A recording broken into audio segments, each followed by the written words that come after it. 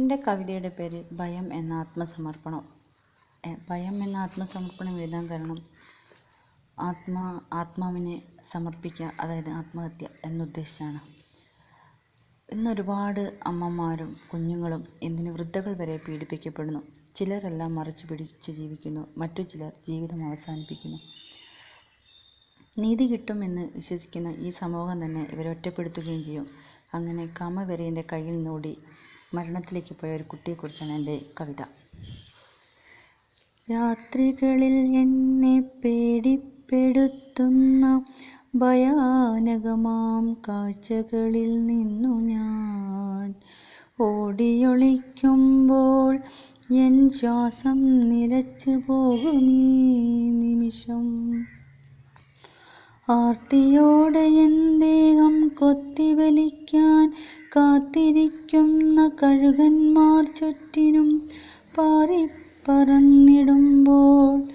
ഓരോ ദിക്കിലേക്കായി എൻ പ്രാണനും കൊണ്ടു ഞാൻ പാഞ്ഞെടുത്തപ്പോഴും മുന്നിലും പിന്നിലുമായി കഴുകന്മാർ വട്ടമിട്ട് പറന്നെന്നിലേക്കടുക്കുകയായിരുന്നു. അപ്പോൾ കണ്ണുകളടച്ചു ഞാൻ ചെവികൾ പൊത്തി, എൻ രോദനം കേൾക്കാൻ ആരുമില്ലെന്നറിഞ്ഞിട്ടും ഈ കഴുകന്മാരിൽ നിന്നും എൻ രക്ഷയ്ക്കായി ഞാൻ ഒരു പിടിവള്ളിക്കു വേണ്ടി ഈ ജീവിതം ഉപേക്ഷിച്ചുകൊണ്ട് ആർത്തിരമ്പുന്ന കടലിലേക്കെടുത്തു ചാടി.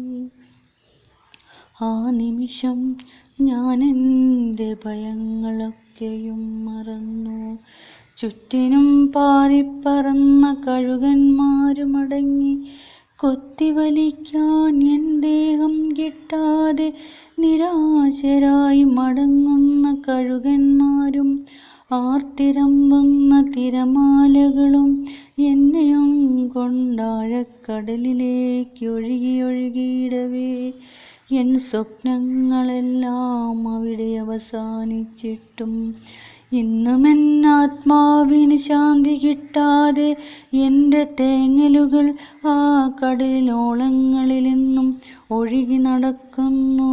ആർത്തിരമ്പുന്ന തിരമാലകൾ പോൽ ഗത്യന്തരമില്ലാതെ ശാപമോക്ഷം കിട്ടാതെ എൻ ആത്മാവലഞ്ഞു തിരിയുന്നു ഈ തീരങ്ങളിലിപ്പോഴും.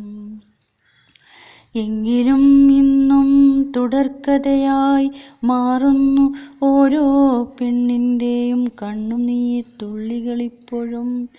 കഴുകന്മാരാകട്ടെ ഇരകളെ തേടി പറന്നു പറന്നു നടന്നിടുന്നു ചുറ്റിനും. ഇതൊരു തുടർക്കാഴ്ചയായി മാറിടുന്നു ഈ ഭയവും ആത്മസമർപ്പണവും അവസാനമില്ലാത്ത തുടർക്കാഴ്ചയായി മാറിടുന്നിപ്പോൾ.